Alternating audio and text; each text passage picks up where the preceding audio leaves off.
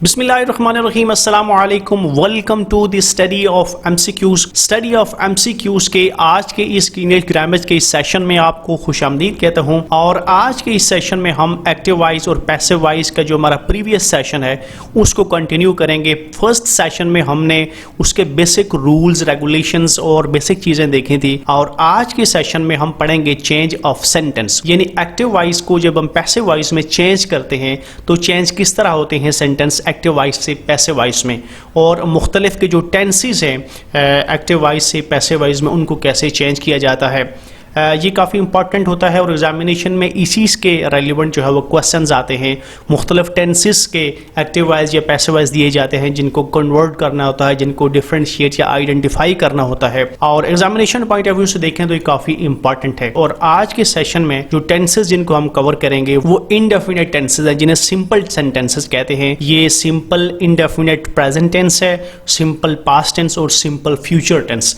तो इनडेफिनेट जो टेंसेस है उनको आज हम कवर करेंगे और आज प्रेजेंट पास्ट फ्यूचर के सिंपल सेंटेंसेस को हम देखेंगे कि उनको एक्टिव वॉइस से पैसिव वॉइस में कैसे कन्वर्ट किया जाता है। सबसे पहले हम देखते हैं सिंपल प्रेजेंट टेंस, जिसे प्रेजेंट इनडेफिनेट टेंस भी कहते हैं। उसकी अगर हम आइडेंटिफिकेशन की बात करें कि एक्टिव वॉइस में सिंपल प्रेजेंट टेंस या प्रेजेंट इनडेफिनेट टेंस की पहचान क्या है, तो उसकी पहचान है first form of the verb, यानी सिंपल प्रेजेंट टेंस के साथ हमेशा first form of the verb plus is are am का लफ्ज इस्तेमाल होता है।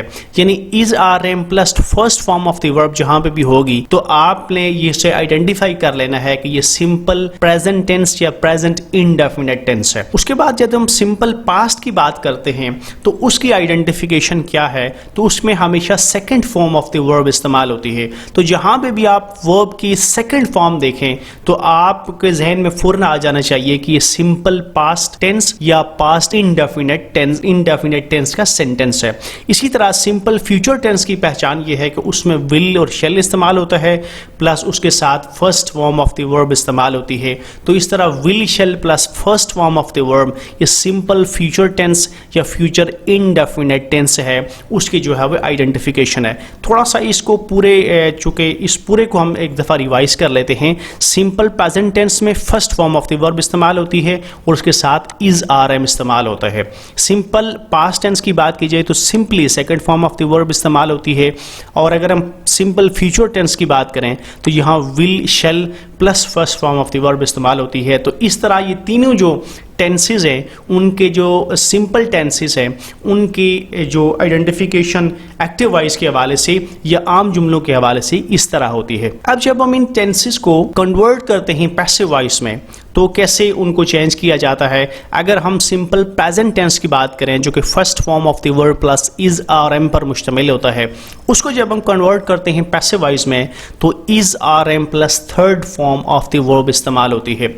थर्ड फॉर्म को मैं यहाँ बड़ा बोल्ड करके रेड इंक में इसलिए लिख रहा हूँ, ये आपने बात अपने पल्ले बांध लेनी है कि एक्टिव वॉइस से पैसिव वॉइस में किसी भी सेंटेंस को आपने किसी भी टेंस का वो सेंटेंस हो आपने हमेशा पैसिव वॉइस में third form of the verb इस्तेमाल करना है।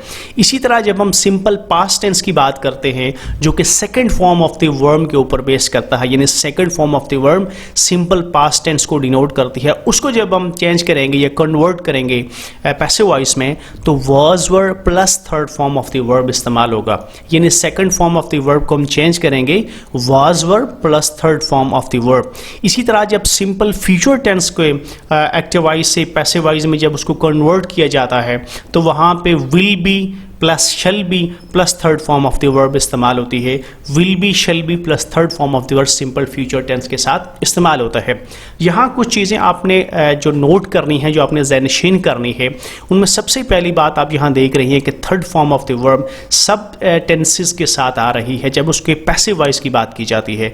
तो आपने इस चीज़ को अच्छी तरीके से ज़हनशीन कर लेना है कि किसी भी टेंस का पैसिव वॉइस हो तो उसमें हमेशा third form of the verb जैसे past participle form of the verb कहते हैं वो इस्तेमाल होती है। दूसरी चीज़ यहाँ पे अगर आप देखें तो अगर हम सिंपल प्रेजेंट टेंस की बात करें तो उसकी आइडेंटिफिकेशन आपने अच्छे तरीके से सबसे पहले आइडेंटिफाई करना है कि इसके साथ इज आर एम है।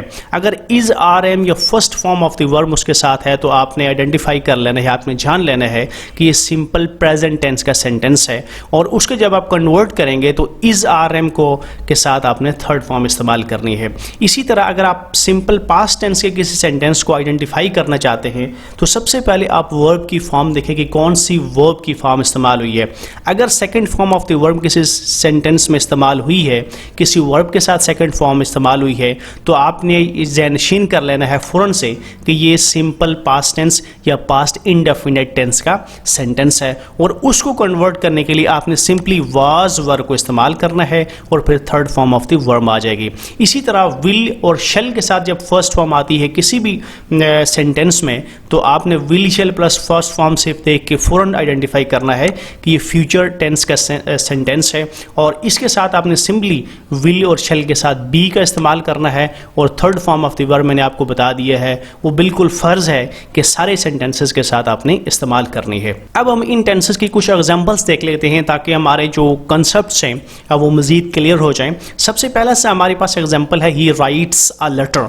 तो यहाँ पे अगर हम देखते हैं तो यहाँ पे ये सब्जेक्ट है, ये राइट्स जहाँ पे यूँ ही हम देखेंगे तो ये प्रेजेंट इनडेफिनिट का टेंस है और अ लेटर यहाँ पे जो है ऑब्जेक्ट है। तो जब हम फर्स्टली जब हम इसको आइडेंटिफाई कर लेते हैं कि ये प्रेजेंट इनडेफिनिट टेंस का सेंटेंस है, जैसे जिसके साथ is are am plus first form of the verb इस्तेमाल होता है, तो उसको जब हम कन्वर्ट करते हैं पैसिव वॉइस में तो इज आर एम के साथ third form of the verb इस्तेमाल होती है। तो यहाँ पे हम देखते हैं अ लेटर जो यहाँ पे ऑब्जेक्ट ऑफ द सेंटेंस है वो इसके शुरू में आ जाता है, सब्जेक्ट की जगह ले लेता है, यहाँ पे आ जाता है। और उसके बाद इज़ आ जाता है जो कि इज़ आर एम के साथ मैंने आपको बताया कि third form of the verb इस्तेमाल होगी।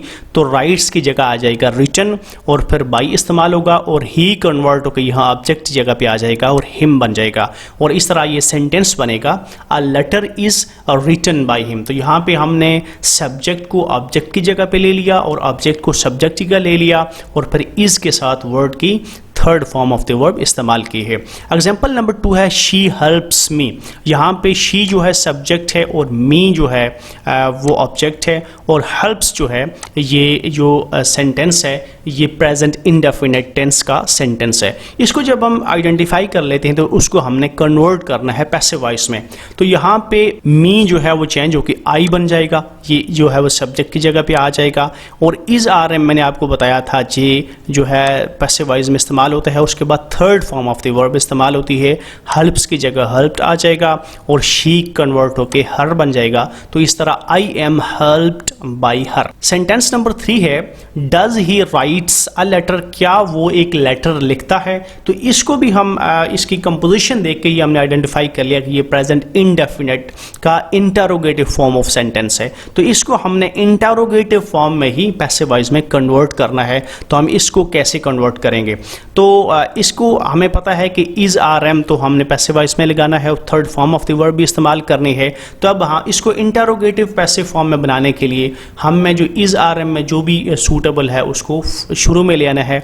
तो इस सेंटेंस की मुनासिबत से इज जो है इस शुरू में आके इसको इंटरोगेटिव पैसिव फॉर्म में बना लेगा और अ लेटर यहाँ पे जो ऑब्जेक्ट की जगह था यहाँ पे सब्जेक्ट की जगह आ जाता है और यहाँ पे राइट की जगह रिटन आ जाएगा third form of the verb और ही की जगह हिम बन जाएगा। तो इस तरह is a letter written by him ये पैसिव वॉइस का इंटरोगेटिव फॉर्म ऑफ सेंटेंस है। इसको हमने इंटरोगेटिव टू इंटरोगेटिव चेंज किया है। तो इस तरह सेंटेंस चेंज होते हैं एक्टिव वॉइस से पैसिव वॉइस में। नेक्स्ट एग्जांपल है he bought a mobile.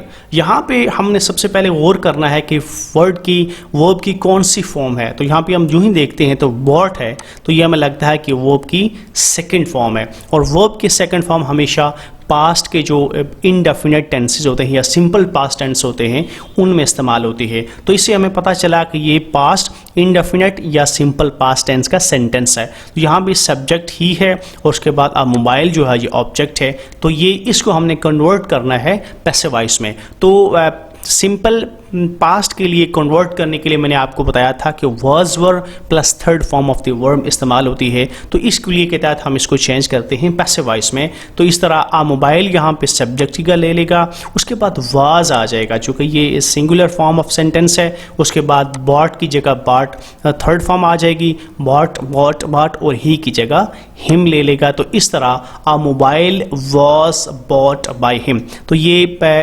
Passive voice form है, ये पास्ट इंडेफिनिट टेंस की। नेक्स्ट एग्जांपल है we watched a movie yesterday, हमने कल एक मूवी देखी।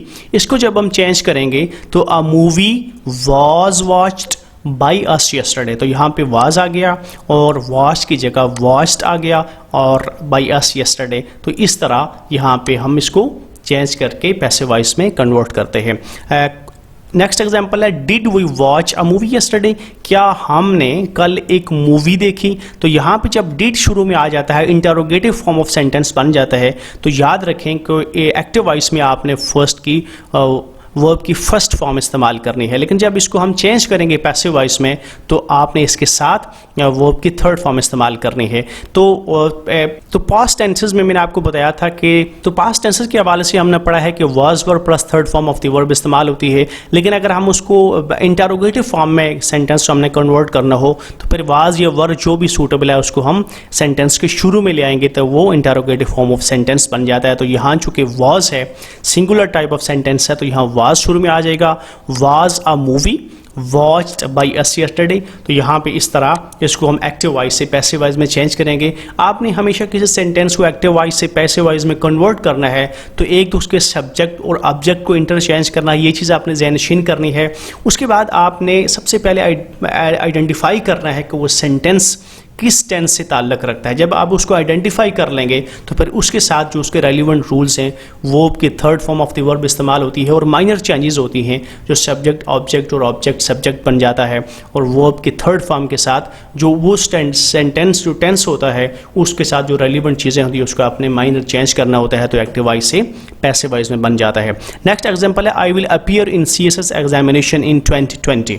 तो ये विल और शेल जो है और first form of the verb ये हमेशा फ्यूचर सिंपल टेंस या फ्यूचर इंडेफिनिट टेंस को डिनोट करती है। तो ये हमें पता चल गया कि ये फ्यूचर इंडेफिनिट या फ्यूचर सिंपल का सेंटेंस है। तो इसको जब हम कन्वर्ट करें तो will be shall be plus third form of the verb इस्तेमाल होता है, तो इसको हम कन्वर्ट करते हैं पैसिव वॉइस में। तो CSS exam 2020 will be appeared by me, will be appeared by me. तो आई की जगह कन्वर्ट होकर मी बन जाएगा और विल के साथ बी आ जाएगा और अपीयर की जगह अपीयर्ड आ जाएगा। तो इस तरह will be plus third form of the verb इस्तेमाल होके सब्जेक्ट और ऑब्जेक्ट की आपस में इंटरचेंज होती है। तो ये सेंटेंस एक्टिव वॉइस से पैसिव वॉइस में चेंज हो जाएगा। She will sing a song in the competition, she will sing a song in the competition, वो कंपटीशन में एक सॉन्ग या गीत गाएगी या सॉन्ग आएगी। इसको भी हम देखते हैं तो विल के साथ first form of the verb है तो फ्यूचर इंडेफिनिट टेंस का सेंटेंस है। इसको हमने विल बी और will be plus third form of the verb के साथ हमने चेंज करके पैसिव वॉइस में कन्वर्ट करना है। तो उसकी कंपोजिशन कुछ इस तरह बनेगी, a song will be song by her in the competition. तो यहाँ आ सॉन्ग जो है वो जो है शुरू में आ जाता है सब्जेक्ट की जगह पे और विल बी के साथ वर्ब की थर्ड फॉर्म संग आ जाएगा by her in the competition. तो इस तरह ये सब्जेक्ट और ऑब्जेक्ट की आपस में इंटरचेंज हो जाते हैं। तो इस तरह जो सिंपल टेंसेस हैं प्रेजेंट पास्ट और फ्यूचर के, उसकी ये एग्जांपल्स थी। मुझे यकीन है कि ये वाली एग्जांपल्स इन सेंटेंसेस को समझने और इनके रेलिवेंट रूल्स को समझने के हवाले से आपके लिए बहुत हेल्पफुल होंगी। Thank you very much for watching. आज का सेशन अपने ख़त्म को पहुंचा। For more updates and tutorials please subscribe my channel the study of MCQs। साथ ही आपने बेल आइकन को प्रेस करना है ताकि आपको आने वाली हर वीडियो की अपडेट मिलती रहे। आने वाले सेशन तक इजाज़त दीजिए। अल्लाह हाफिज़।